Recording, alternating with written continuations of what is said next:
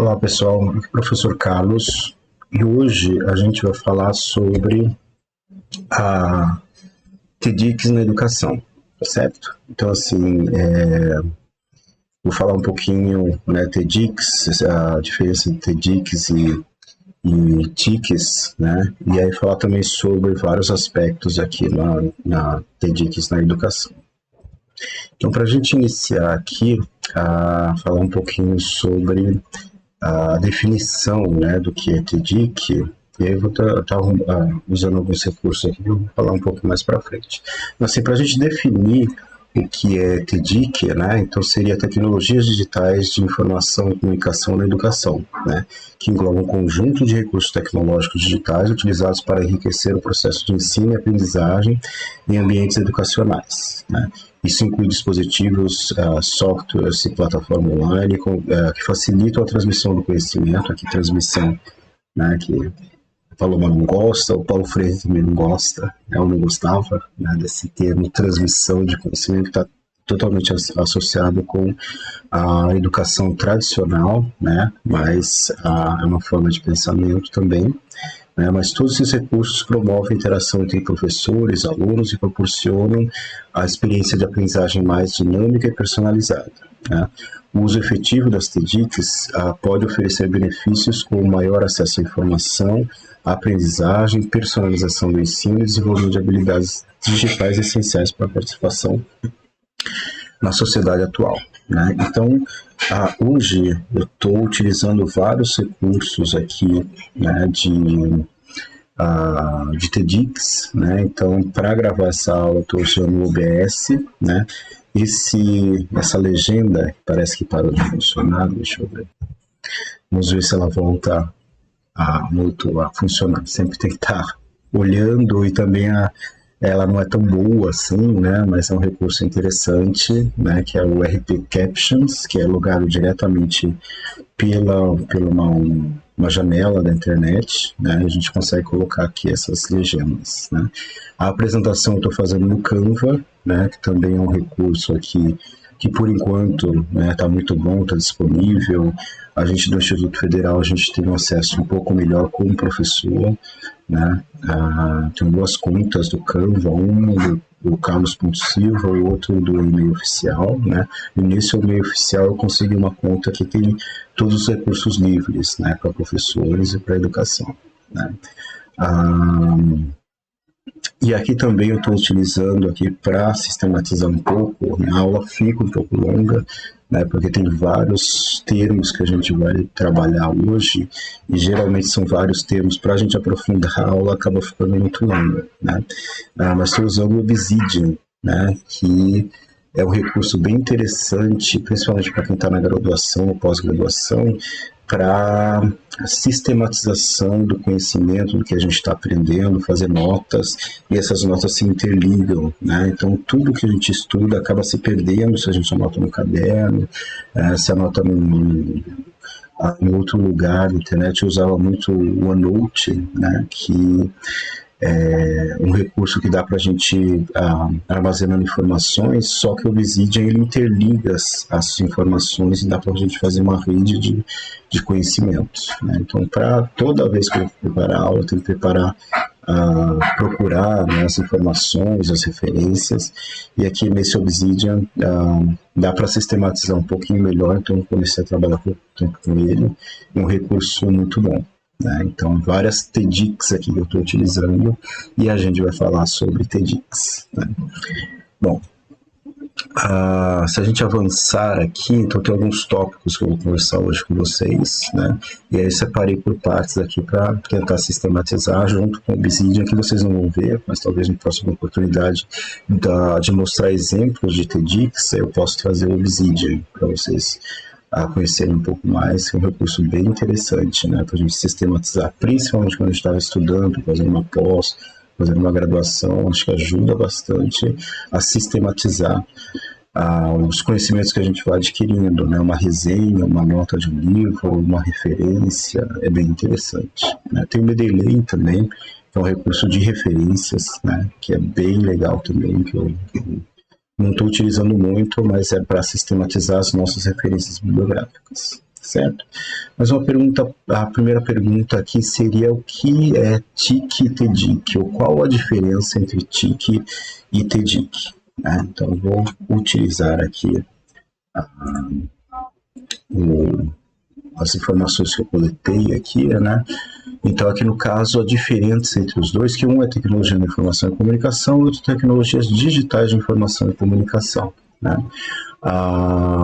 São termos muito amplos, né? TIC é mais amplo do que TDIC, né? Então, todas as tecnologias que a gente possa utilizar para comunicar ou para se informar, né, cai na TIC. Né? Então, o termo TIC abrange um espectro mais amplo de tecnologias, incluindo tanto as tecnologias digitais quanto as analógicas, né, que são utilizadas para coletar, armazenar, processar, transmitir e compartilhar informações. Isso inclui, por exemplo, o telefone fixo, os móveis, televisão, rádio, além de computadores, internet, outras tecnologias digitais. As TICs têm o foco mais amplo em todos os aspectos da comunicação e do acesso à informação. Aqui, por exemplo, jornal, né, jornal impresso, né, pode ser uma TIC, né, até a lousa e o giz, né, pode ser considerado TIC, porque é uma tecnologia específica para transmissão dessas informações. Né, escrever um livro, máquina de escrever, né, não se utiliza mais, né, mas são todas tecnologias de informação e comunicação que servem para coletar, armazenar, processar, transmitir e compartilhar essas informações. Então, a comunicação e a informação, né, armazenada ou compartilhada. Né. Já as TDICs, tecnologias digitais de informação e comunicação, se refere especificamente às tecnologias digitais, ou seja, aquelas que são baseadas em dispositivos e sistemas eletrônicos que operam com base em códigos binários, né? Então, o 0 e 1, né, está relacionado, tudo que está relacionado com computador, com software, né, sistemas eletrônicos, eles funcionam por códigos binários, né, 0 e 1. Né? E isso, né, inclui os computadores, tablets, smartphones, dispositivos de armazenamento digital, internet e outras tecnologias. Né? As TDICs têm um foco mais específico no uso da tecnologia digital, né, para apoiar e enriquecer processos de comunicação, acesso à informação, interação em diferentes contextos, incluindo a educação. Né? Então, a TIC é mais abrangente, né? Qualquer tecnologia criada pelo ser humano é considerada TIC, né? Se a gente está usando essas tecnologias para informação e para comunicação, e a TDIC está focada em tecnologias digitais, certo? Bom, agora a gente vai falar sobre o ensino tradicional e o ensino inovador. Deixa eu só ativar aqui a subtítulo. Bom, agora a gente vai falar sobre o ensino tradicional e o ensino inovador. Qual que é a diferença entre os dois, né? A gente tem que tomar cuidado porque não é porque a gente utiliza a tecnologia digital que o ensino vai se tornar inovador. Então, eu posso utilizar como a gente está fazendo agora, né, estou dando mais uma aula expositiva devido às várias questões, né, a greve, no encontro presencial, tive que adiantar uma aula também, né, ou perdi uma aula, estou tentando repor a aula, né, então acaba ficando mais tradicional, feijão com arroz é tradicional. Então, estou utilizando várias tecnologias aqui, mas está no formato mais tradicional, né. E eu posso também fazer uma atividade totalmente inovadora, com metodologias ativas, e não usar nenhuma tecnologia digital. Né? Por exemplo, o Digsol, né? Eu queria fazer o nosso primeiro encontro, primeiro encontro presencial, né? Mas devido a poucos alunos, né, a gente acabou não conseguindo fazer, né? Seria uma interação, uma metodologia que a gente divide algumas atividades para alguns alunos, né, formam grupos, né, e aí tem que ser grupo de 4, 5 alunos, né, em vários grupos, e cada membro desse grupo trabalha com um assunto, e aí faz uma pesquisa sobre o assunto, pode ser com livros, né, pode ser o método tradicional também para pegar alguns livros, mas pode fazer consulta na internet. e aí tentar levantar o que eles conseguem adquirir com aquele conhecimento.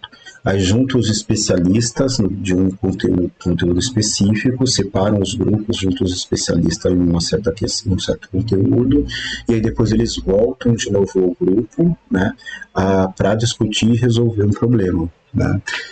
E por isso que é o jigsaw, né, que é quebra-cabeça, que tem as peças, né, dentro do grupo, elas se separam e depois se unem de novo para resolver um problema específico com conteúdos diferentes, cada um com o seu desafio, né, mas aí resolve o trabalho em grupo.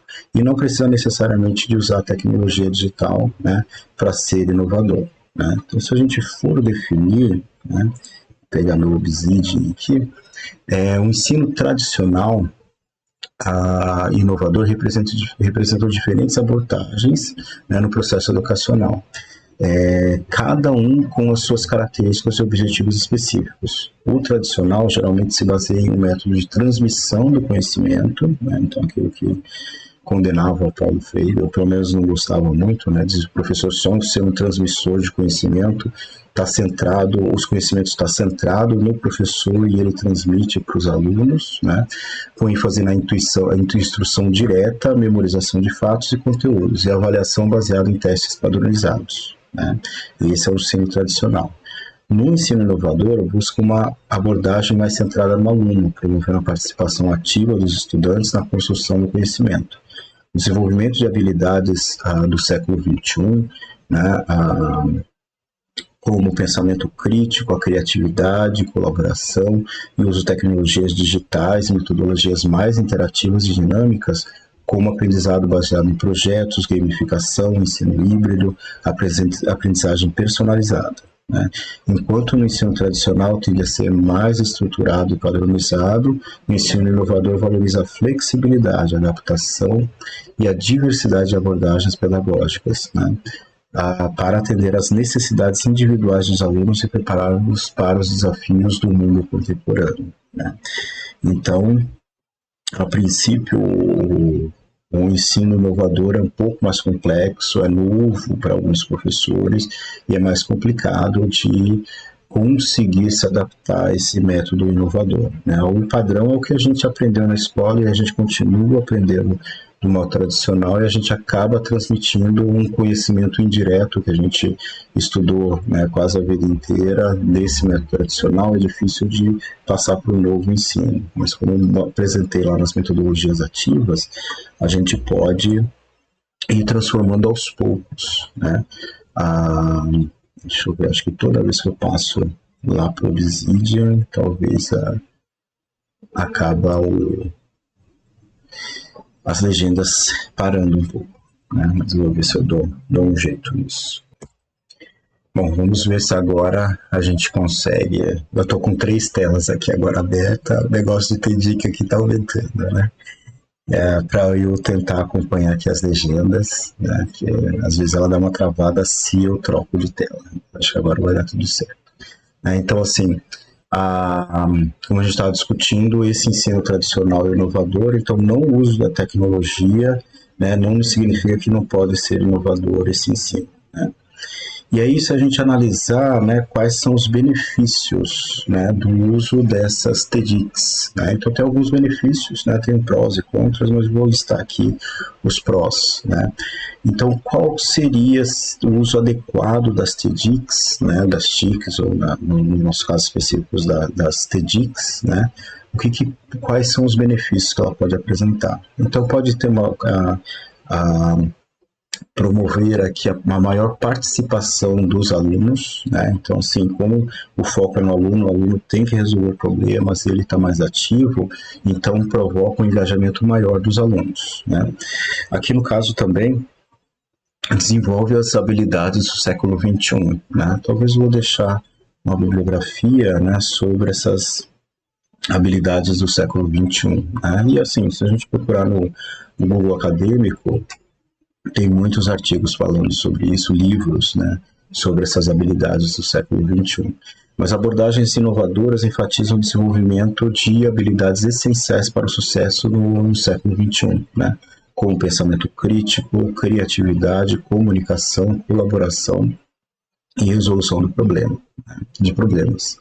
A aprendizagem personalizada, né? Então o ensino inovador permite uma maior personalização da aprendizagem, adaptando às necessidades individuais, estilos de aprendizagem e ritmo de cada aluno. Então, assim, se a gente está dedicado a fazer uma aprendizagem inovadora e utilizando também, né, as TEDx, né, a gente pode, se tiver a infraestrutura adequada, as condições de trabalho do professor adequadas, a gente pode promover essa aprendizagem personalizada. Né? A aplicação a prática do conhecimento, então como os alunos estão com a mão na massa, eles conseguem discutir, refletir mais, né, e ver a aplicação direta daqueles conhecimentos, certo? O fomento à criatividade e à inovação, né? Então, o ensino inovador estimula a criatividade e a inovação, encorajando os alunos a explorar novas ideias, experimentar soluções criativas, né, para problemas e pensar de forma crítica sobre questões mais complexas. Né? Maior retenção de informação, né? Então a gente viu lá na pirâmide de Maslow, né, e também outros teóricos sobre retenção de informação, e o aluno colocando na prática, criticando, avaliando, né, e criando algo novo a partir das informações que ele adquire, a retenção dessas informações é bem maior. Né? E a preparação do futuro, né? Acho que eu falei, não sei se eu falei para vocês, mas tem naquele curso que eu dei sobre gamificação e aprendizagem baseada em jogos, né, sobre o mundo VUCA, né? Então, se não me engano, mundo VUCA, que é mutável, né? VUCA não, volátil, né? Então, V de volátil, né? Então tudo não é só mais líquido, mas sim volátil, né? Todas as informações, pode ser que algumas coisas sejam importantes hoje, amanhã desapareçam, né? No mundo líquido era tudo muito mais flexível nos anos 80, né? Que nos anos 50 era algo mais estável, né? Você comprava um equipamento eletrônico, era para a vida inteira, comprava um carro, ficava a vida inteira, né? E com o mundo líquido, essa coisa ficou mais flexível, e agora o século XXI é volátil, né? O de incerto, uncertainty, né? Que é o incerto, C de complexo, né? E o A, esqueci agora do A, mas é um mundo muito mais difícil de ser entendido, né? E aí, no caso, a gente tem que ter essa noção, né? Da formação desses novos alunos, né? Num mundo mais incerto, volátil, né? Mutável, e assim por diante. Né? Bom, melhoria do clima escolar, então, como eu disse, o DIGSOL, né, essa metodologia DIGSOL, ela foi inventada, se eu não me engano, em algum lugar nos Estados Unidos, né, acho que foi em Nova York, que ele foi aplicado com sucesso, assim, com aquelas diferenças que a gente vê muito em filmes, né, de escola,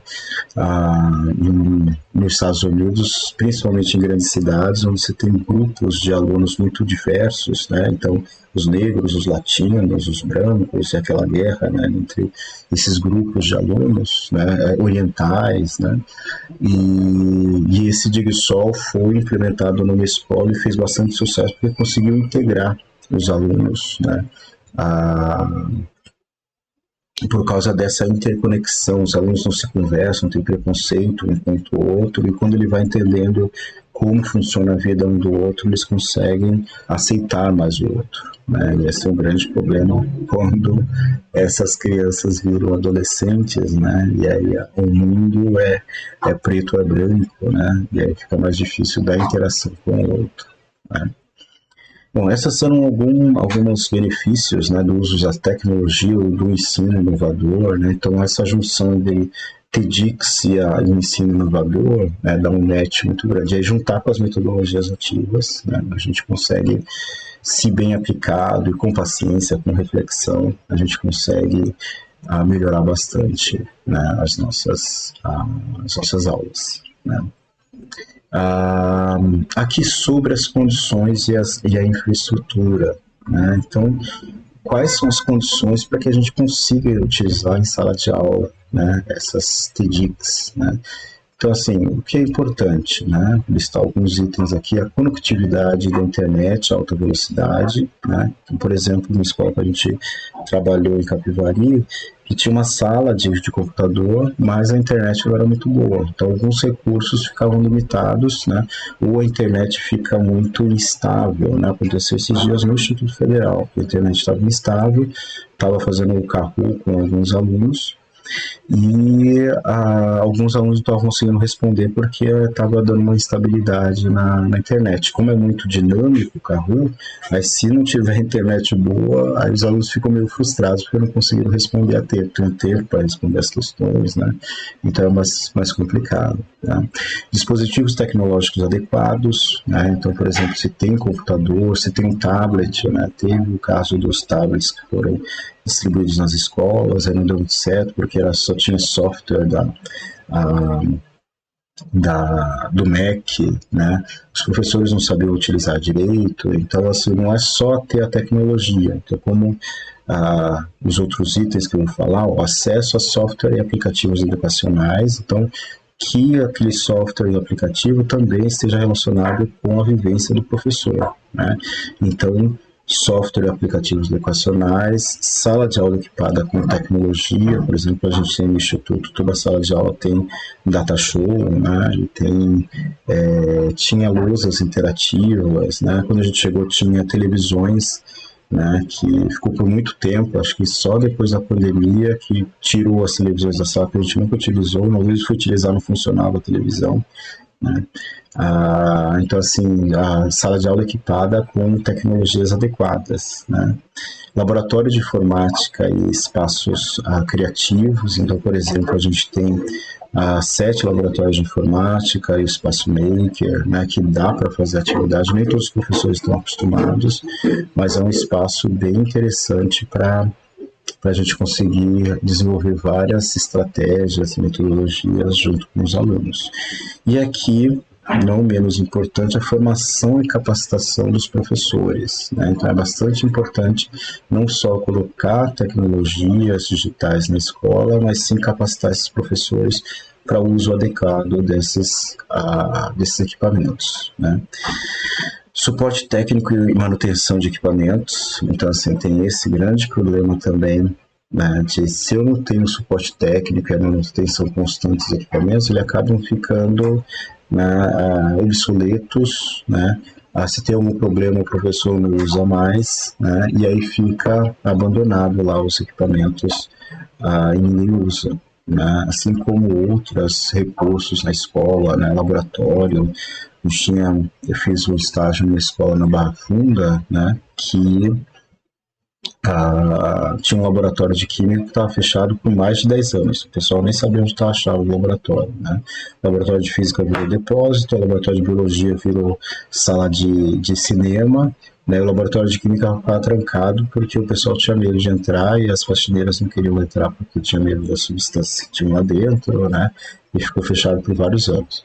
A gente fez um projeto para reavivar esse laboratório de química, fizemos alguns experimentos, mas se não tiver um suporte lá, acaba fechando de novo, porque os professores, às vezes os professores de química também não têm muito laboratório, têm medo de laboratório, os professores deixam os alunos com medo de laboratório, e eles ficam com medo de ir sozinho preparar as aulas e depois fazer os testes com os alunos. Né? Então tem que ter um equilíbrio também.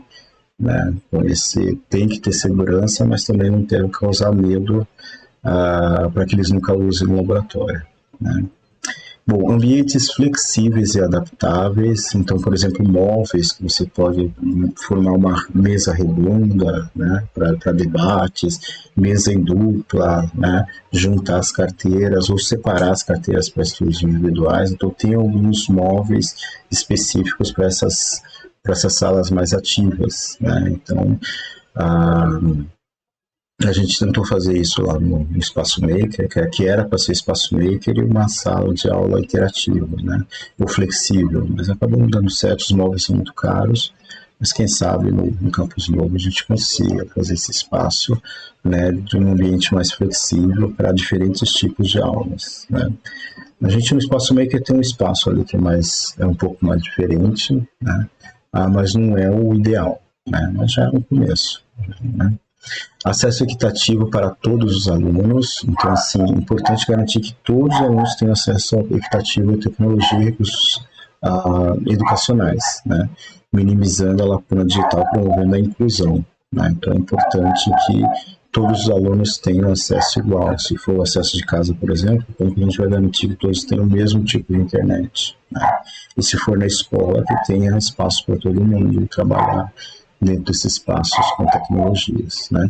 E parceria entre a comunidade, né, e o setor privado, então da escola, a comunidade e o setor privado, que pode ampliar as possibilidades de trabalho dentro de sala de aula, fora, num espaço não formal de aprendizagem, com o setor privado, não só o privado, mas o público também. A gente tem algumas parcerias com a prefeitura também, depende do governo, né? Muda o governo da prefeitura, muda a interação que a gente tem com a Secretaria de Educação, né?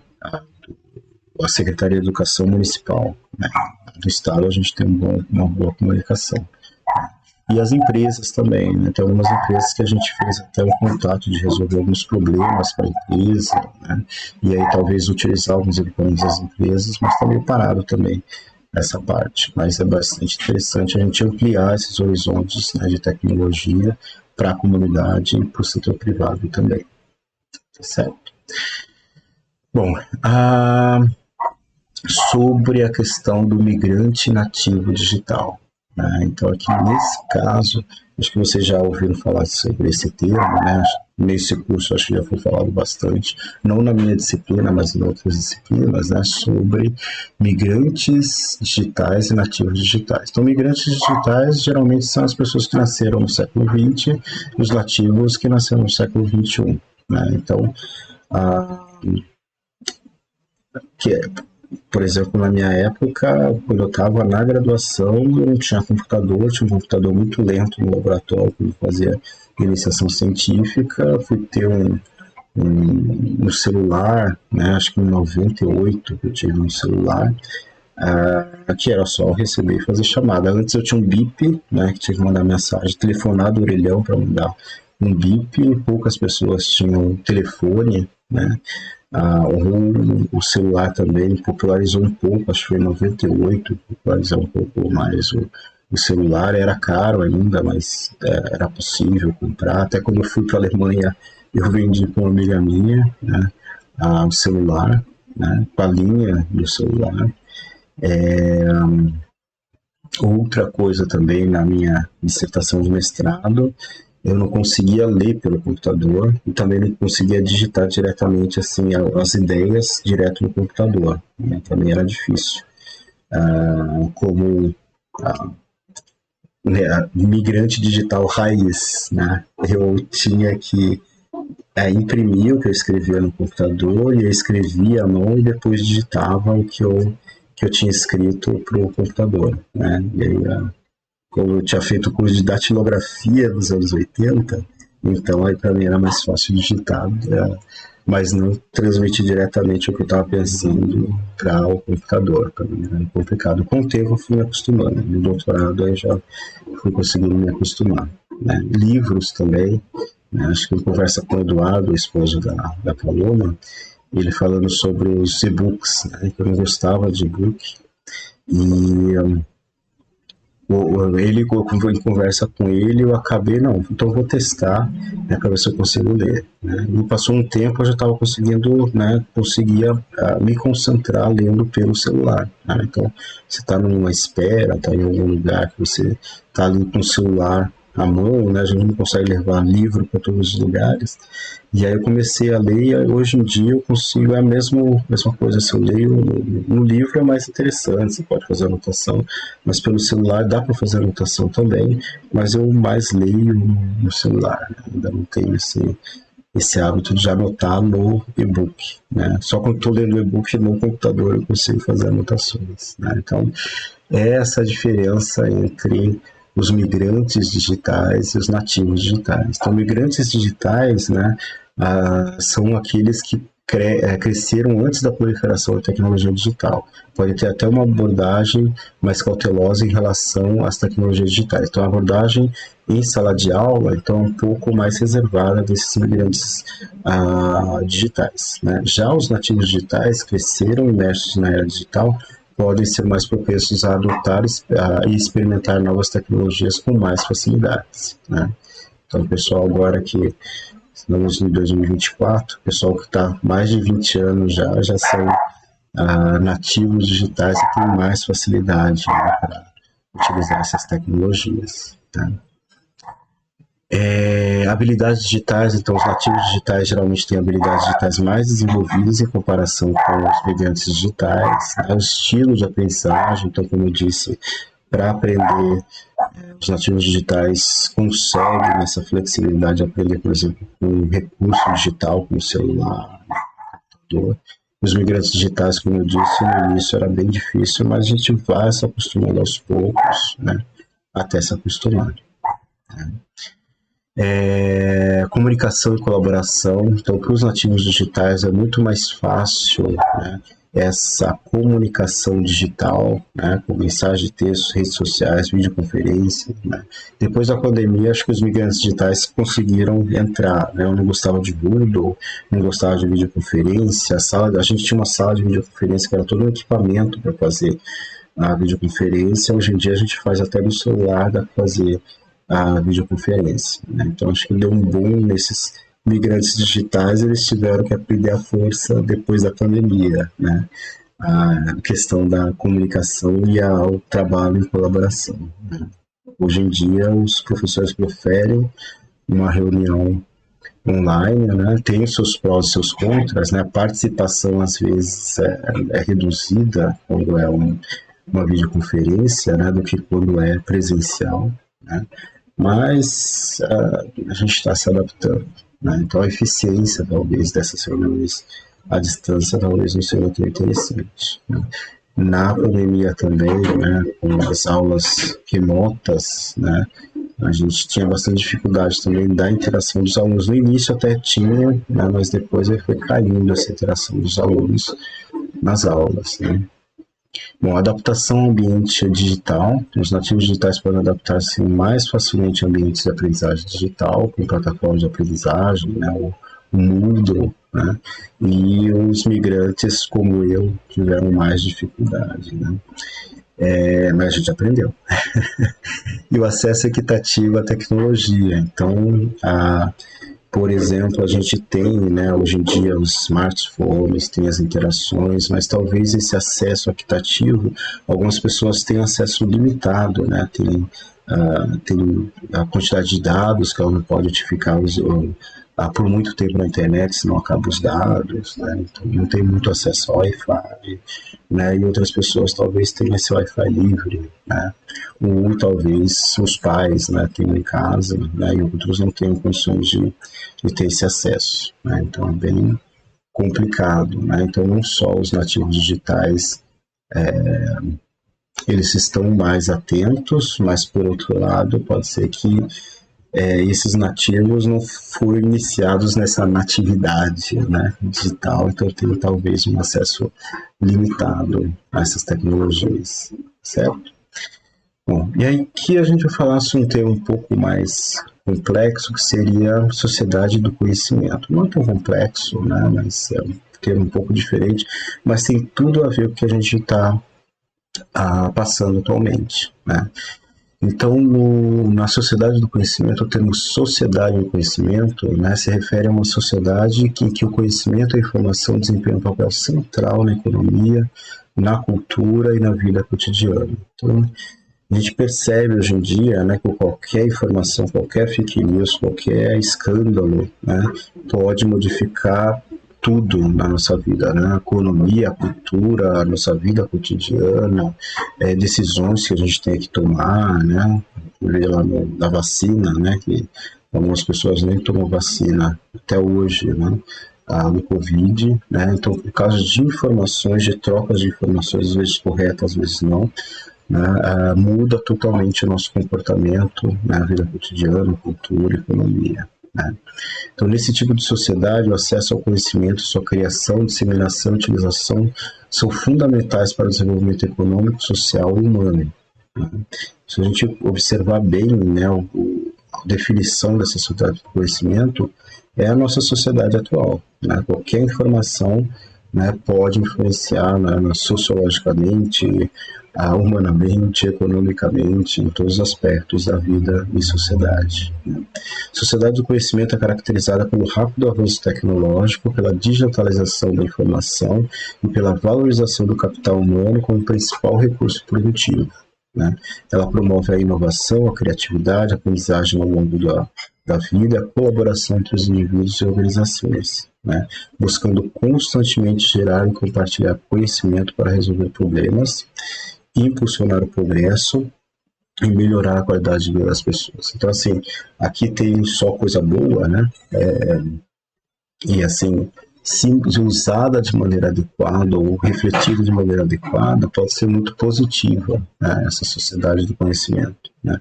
A gente sabe que tem as fake news, tem vários problemas, tem os algoritmos, né?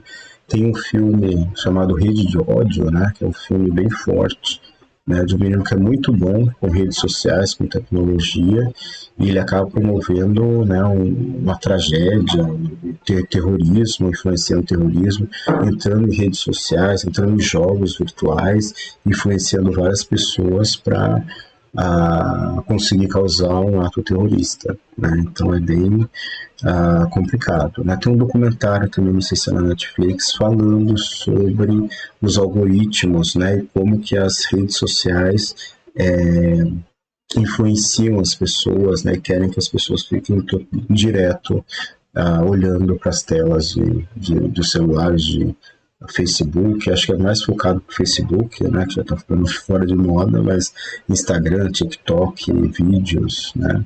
É bem interessante a abordagem desse documentário também, que foram ex-funcionários, esse documentário é ex-funcionários do Facebook, né, que foram convidados para dar depoimentos nesse documentário, né? Então é bastante interessante. Então, assim, pode ter os prós, pode ter os contras também dessa sociedade do conhecimento, né? Então, em resumo, a sociedade do conhecimento enfatiza a importância do conhecimento como recurso estratégico e essencial para o desenvolvimento sustentável em um mundo cada vez mais complexo e interconectado, certo? Então, assim, como eu disse, o mundo VUCA, né? Então, volátil, incerto, né? Complexo, tá? Então, esse mundo que está em constante mudança em qualquer aspecto nessa sociedade, que a informação é importante, a comunicação também é importante e pode modificar tudo, né, em questões até de pensamento, né, sobre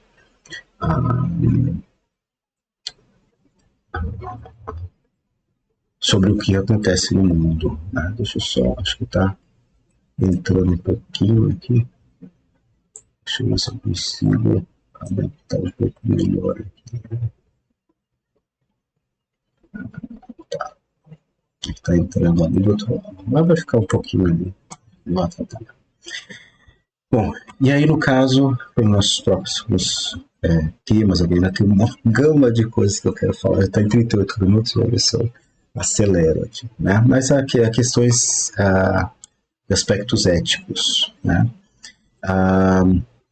Quanto aos aspectos éticos, né, sobre o uso dessas tecnologias digitais, né, nós temos que pensar algumas questões éticas que devem ser consideradas para garantir a prática educacional responsável e respeitosa, né? E aqui eu vou listar só alguns itens, né? Então tem a privacidade e proteção de dados. Então, quando a gente está trabalhando com dados de alunos, de professores, de pais, né? Acho que aconteceu na Secretaria do Estado de São Paulo, o problema do vazamento de dados de pais. E aí mandaram informações para os pais, né, sobre uma mudança de alguma plataforma no Estado, e mandaram mensagem diretamente pelo WhatsApp, né? E aí, assim, os pais ficavam se perguntando de onde que eles tiraram o telefone e só não passei o WhatsApp para a escola, né? E aí foi um pequeno escândalo, né, no vazamento de dados da Secretaria do Estado de São Paulo, né? Então, é bastante complicado, né? Essa privacidade, proteção dos dados, a segurança online, né? Assim, quando a gente está trabalhando, promover assim, um espaço seguro, né? Para que não, para prevenir o cyberbullying, né? O assédio online e outras formas de comportamento inadequado, utilizando essas plataformas digitais, né?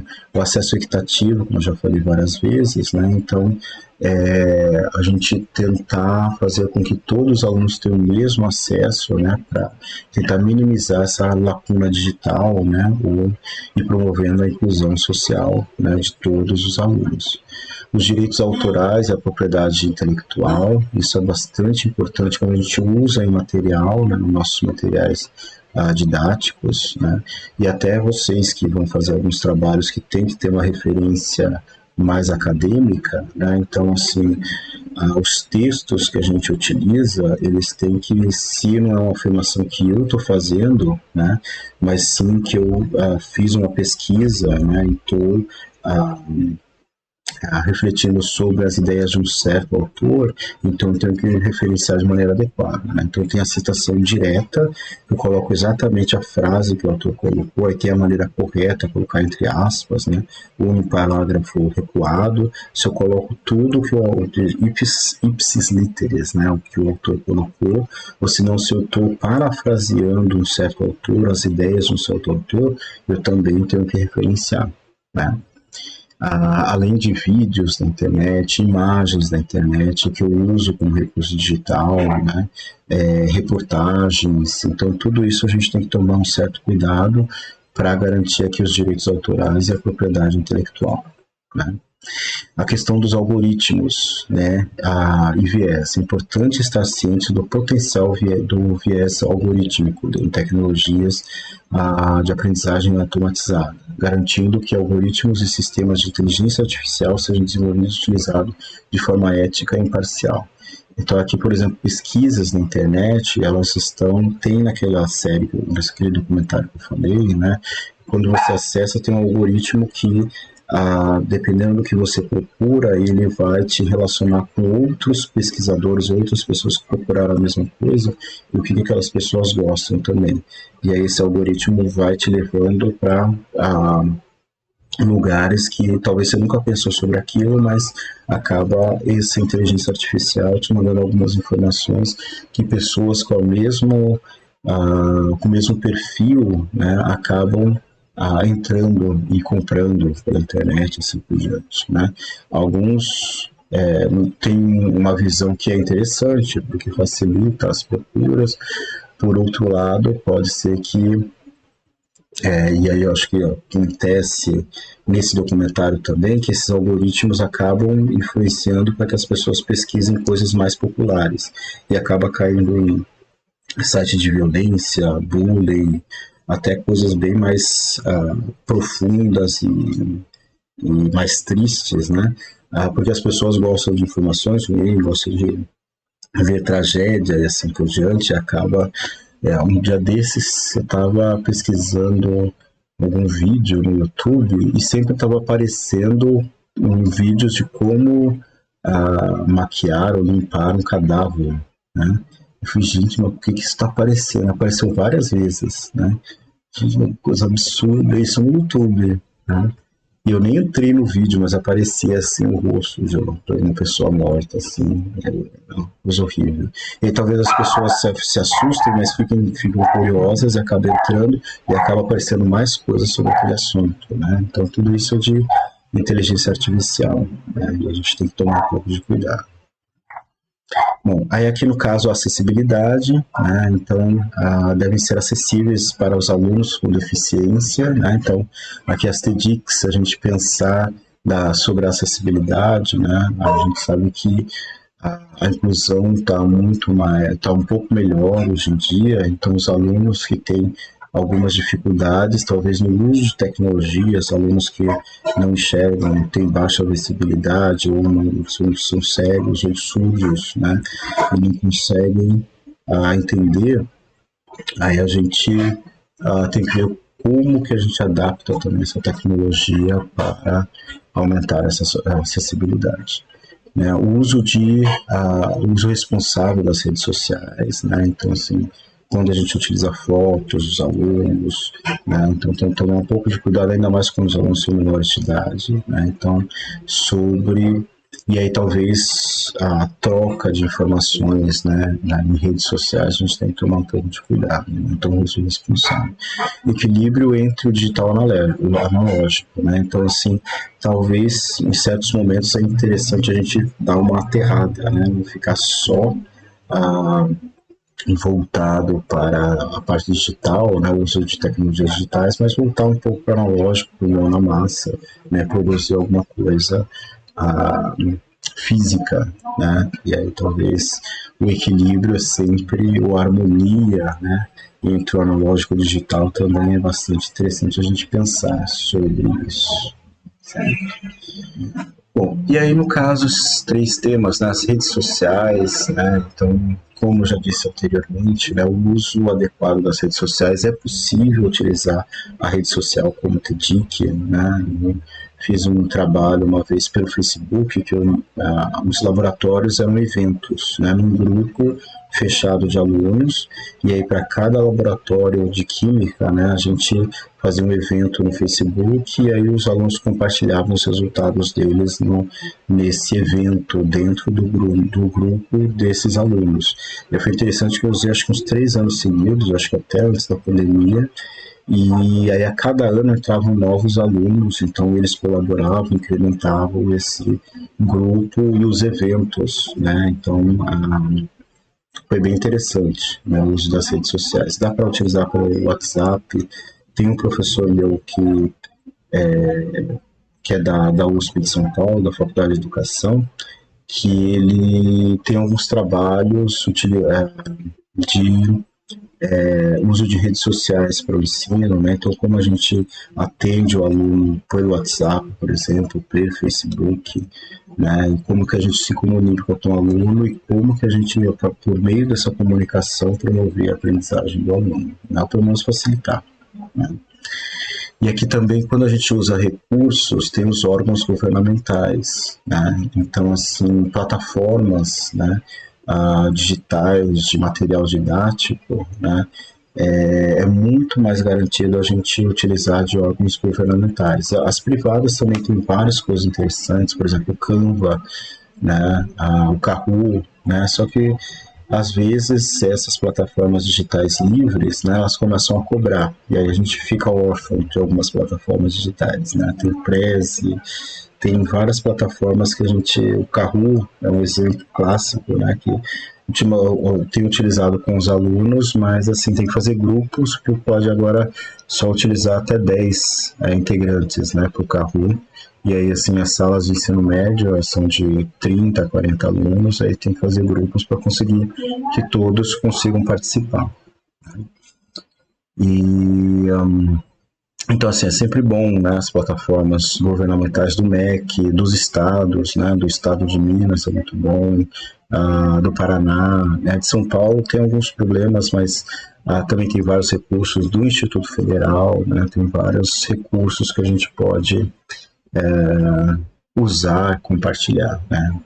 Bancos de material didático, né? É bem interessante. E aqui a questão da ciência e tecnologia, né? Então, assim, na metodologia científica a gente tem a ciência, que é o conjunto de conhecimento humano, e a ciência pura, né, ela trabalha para aumentar esse conhecimento humano. Então, tem os limites do conhecimento, né? Então, por exemplo, o meu mestrado era uma pesquisa um pouco mais aplicada, né? Mas no doutorado eram só novas moléculas, né? Trabalhava com cristalografia, na estrutura de moléculas, de complexos, na realidade. E assim, são moléculas que eu sintetizei que eram novas. Não tinham aplicação direta, né? Mas eram novas moléculas que nunca foram sintetizadas, né? Então, assim, o estudo puro é para avançar no conhecimento, tentar conhecer mais coisas, desenvolver mais coisas, sintetizar mais coisas, né? Mas não necessariamente uma aplicação direta. Quando a gente tem a ciência aplicada, ela vira tecnologia. Tá certo? E aí a gente pode utilizar os conhecimentos científicos para resolver problemas humanos, né? E aí, no caso, esse conhecimento sistematizado, né, é o uso da ciência aplicada que vira uma tecnologia. Então, assim, a diferença também de técnica e tecnologia. Na tecnologia você usa a ciência e tem os métodos certos, por exemplo, como eu construo um computador, né? Tem todo um passo a passo, uma metodologia para você desenvolver um computador, né? A técnica, por exemplo, é o ferreiro, né? Ou o técnico, né? Que aprende na prática, né? Ele não precisa de um sistema, de saber exatamente como aquilo funciona para eu conseguir produzir algo. E aí, talvez pela técnica, cada vez que você produz, sai de maneira diferente. A partir do momento que você sistematiza, né, a Revolução Industrial, que tem o método Ford, né, tem vários métodos diferentes do Japão, que você usa a tecnologia para sistematizar e produzir tudo de maneira igual, mas se isso seguir um método específico, né? Então, na administração tem bastante isso, no estudo da administração tem muito isso, né, de você sistematizar para produzir sempre a mesma coisa, e isso tem um viés tecnológico baseado em ciência, certo? Bom, e aqui, e assim, o desenvolvimento da ciência e da tecnologia, a gente consegue tanto usar os conceitos da ciência e da tecnologia para trabalhar com os alunos, então eles terem acesso a essas informações de ciência e tecnologia, ou a gente pode usar a ciência e tecnologia para o aprendizado desses alunos, né? Por exemplo, a tecnologia digital, né? Que é fruto de vários conhecimentos da mecânica quântica, da ciência de materiais, né? Da engenharia de software, até a gente conseguir chegar no computador, no software, no celular, né? Então, tudo isso está envolvido aqui com essas novas tecnologias. Muitos acham que não precisam de tecnologia, não precisam de matemática, não precisa de nada, mas a gente utiliza todo dia fruto da ciência, fruto da física, fruto da matemática, fruto da química, os novos materiais, né? E aí fruto também da sociologia, do movimento, as guerras que promoveram o desenvolvimento da tecnologia, né? Então todo esse conhecimento está envolvido no desenvolvimento da ciência e da tecnologia, tá certo? E aqui falar um pouquinho sobre a informação. Deixa eu ver quanto tempo a gente já está. Não estou conseguindo, deixa eu ver. Isso aqui. Já está com 52 minutos, né? Mas falar um pouquinho, que é bem legal, né, sobre informação e conhecimento, né? Então, qual que é a diferença entre informação e conhecimento, né? Tem um professor, o Nilson José Machado, não, Wilson, ali saiu Wilson, mas é Nilson, né? José Machado, da Faculdade de Educação lá da USP de São Paulo, né? E tem um livro dele, Epistemologia Didática, deve estar ali, Epistemologia Didática, está aqui na minha frente o livro dele. Que ele fala sobre várias coisas, tem as aulas dele no YouTube, que também se chama Epistemologia Didática, né? Aulas muito boas, dadas na Faculdade de Educação para pós-graduação em Educação, né? E ele fala uma parte da aula, ele fala sobre a diferença entre dados, informação, conhecimento e inteligência, né? Então é como se fosse uma pirâmide, né? A questão dos dados é a base da pirâmide, que você tem assim uma infinidade de dados que teoricamente à primeira vista não serve para nada, né? Por exemplo, uma lista telefônica, a antiga lista telefônica, né? Não sei se alguns chegaram a ver a lista telefônica, acho que até o começo dos anos 2000 ainda tinha lista telefônica, né? Então ali tem vários dados que teoricamente não servem para nada.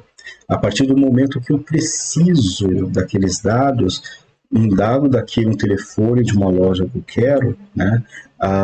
E também a gente faz isso na internet, né? A gente precisa, por exemplo, de um endereço, né? Um GPS. Ali no GPS tem um monte de dados ali espalhados que teoricamente não vai servir para nada enquanto eles não viram uma informação. A partir de eu extrair um dado e aquilo vira uma informação, eu posso utilizar aquela informação para suprir uma carência que eu tenho, para suprir uma necessidade que eu tenho momentaneamente, né? A diferença é que a informação ela é efêmera, né? A partir do momento que eu utilizo não preciso mais dela, ela volta lá para aquele mar de dados e teoricamente não serve para mais nada.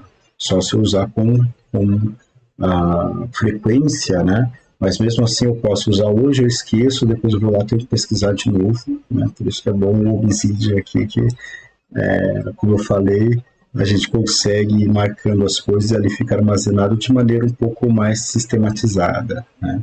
Mas geralmente a gente busca uma informação, aí na outra semana a gente precisa de novo, vai lá e busca de novo, e aquele dado vira uma informação, né? Só que é efêmera a informação, eu consumo a informação e é jogada no lixo, assim como notícia de jornal, né?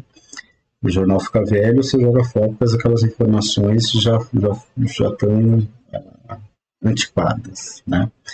Mas se, por exemplo, eu pego essas informações e trabalho em cima dessas informações, por exemplo, para produzir um artigo científico, uso o método científico para sistematizar aquelas informações podem virar um conhecimento, tá certo?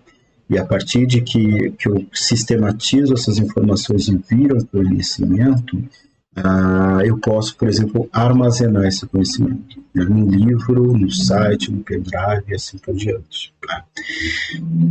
Esse conhecimento, por exemplo, foi a sistematização que alguém trabalhou em cima disso e aí armazenou esse conhecimento, né, em um certo lugar, né? Então isso é uma definição do conhecimento. Tem vários filósofos que aí vai na área da epistemologia, né? O que é o conhecimento, quais os limites do conhecimento, o que o ser humano pode conhecer, né? E assim por diante. Mas assim, aqui é só uma sistematização desse professor que ele fez para entender um pouquinho melhor, né? A informação, conhecimento, os dados e a inteligência, né? Quando eu consumo esse conhecimento, então a inteligência é individual. Eu vou conhecimento diferentes tipos de conhecimentos, né, de conceitos, de habilidades, de competências, né, que eu tenho para mim, certo? E a partir da reunião desses conhecimentos eu crio uma inteligência que aquela inteligência é individual, né? Cada um tem as suas fontes de conhecimento e a sistematização de conhecimento para resolver um problema, certo? E a partir disso eu tenho a inteligência, né, que é individual para cada um. Eu posso até conseguir conversar, refletir juntos, né? E aí, por exemplo, tem vários casos dessa história, né, de um professor que o aluno superou o professor, o mestre, o aluno superou o professor, o aluno superou o mestre, né, em conhecimento, e tem vários casos sobre isso, né, porque além daquele conhecimento que ele conseguiu de alguma maneira adquirir do professor, né, ele teve várias outras experiências e o desenvolvimento científico e tecnológico ele consegue avançar muito mais, certo? Então é só uma sistematização da informação e do conhecimento. E, por último, a educação em rede. Para a gente terminar, já está com 57 minutos, vou tentar ser breve aqui na minha colinha, né? Então, a educação em rede se refere a um modelo educacional que se baseia na conectividade, na colaboração entre as diferentes instituições de ensino, professores, alunos, recursos educacionais por meio de redes de comunicação digital. E é o que a gente tenta fazer aqui nesse curso, né? Assim, o ideal é que tivesse essa interconexão não só entre professores, mas entre alunos também, né?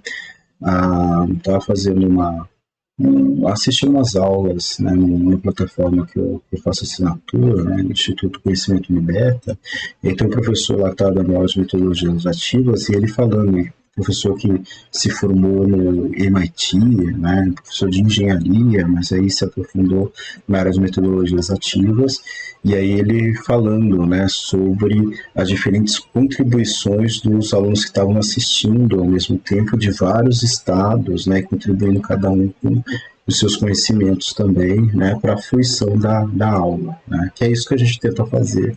Tá meio difícil, né, nessa nossa transição do presencial para a distância. A gente ainda é um nativo digital, quer dizer, um imigrante digital, né?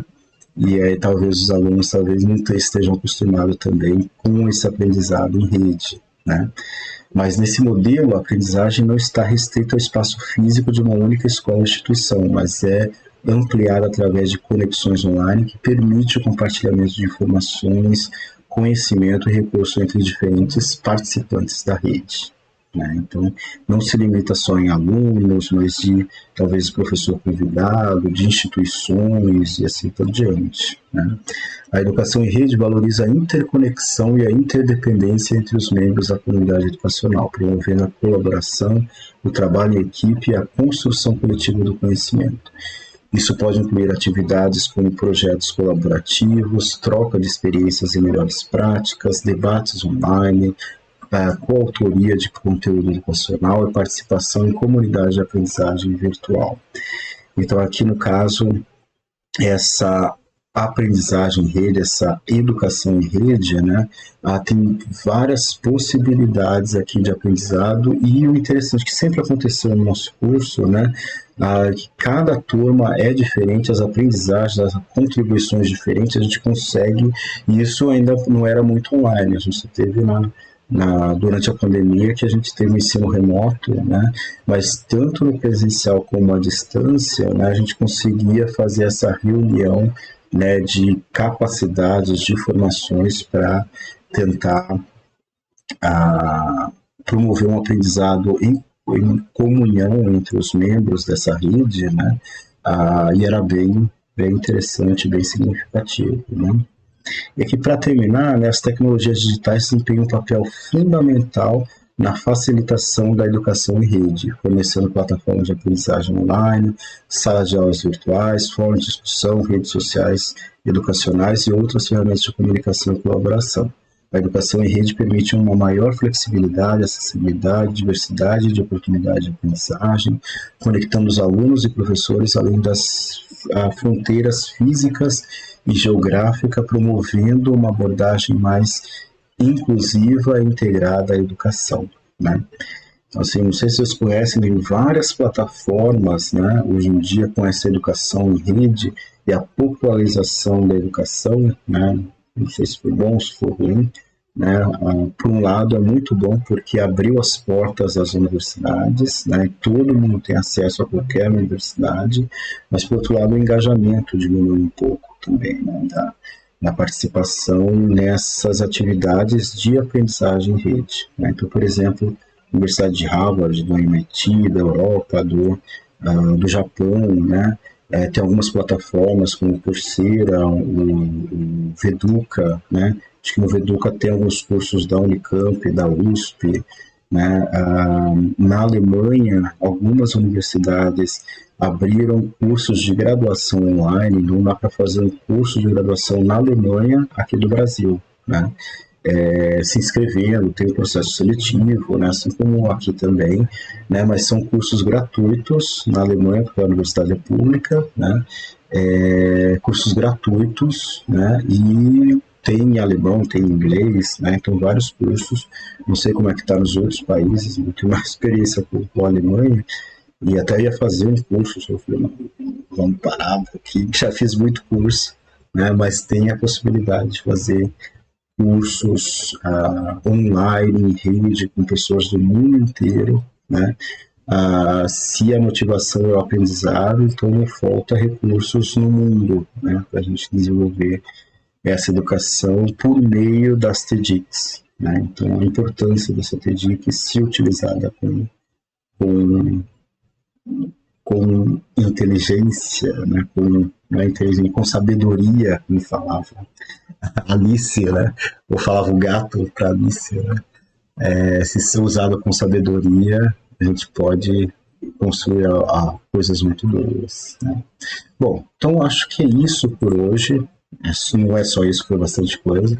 Mas aí na próxima aula a gente vê alguns exemplos de TEDx, né, para a gente utilizar em sala de aula. Eu trouxe alguns aqui, mas se vocês quiserem algo a mais, né, tem esse Obsidian, tem o OBS que eu estou utilizando, alguns recursos, né? Aqui no caso desse OBS eu fiz um curso pelo Hotmart, né? De um professor de química que auxilia na elaboração de aulas, então tem vários recursos digitais, né, dependendo da nossa necessidade, né? E aí, se vocês quiserem citar algum. E aí, na última aula, a gente vai falar sobre inteligência artificial, né?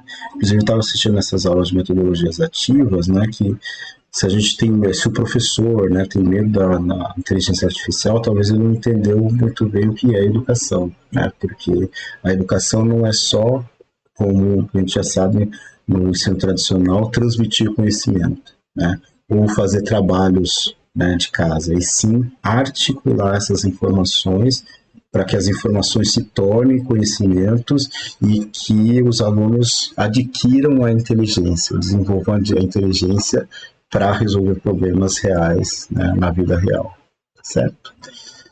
Bom, então acho que eu vou ficar por aqui, o sol já está brilhando, né? E aí eu vou ficar por aqui e nos vemos na próxima aula, tá bom? Um abraço. Deixa eu só colocar aqui. Não consegui. Isso. Aí aqui, professor Carlos. E até a próxima, tá bom? Abraço.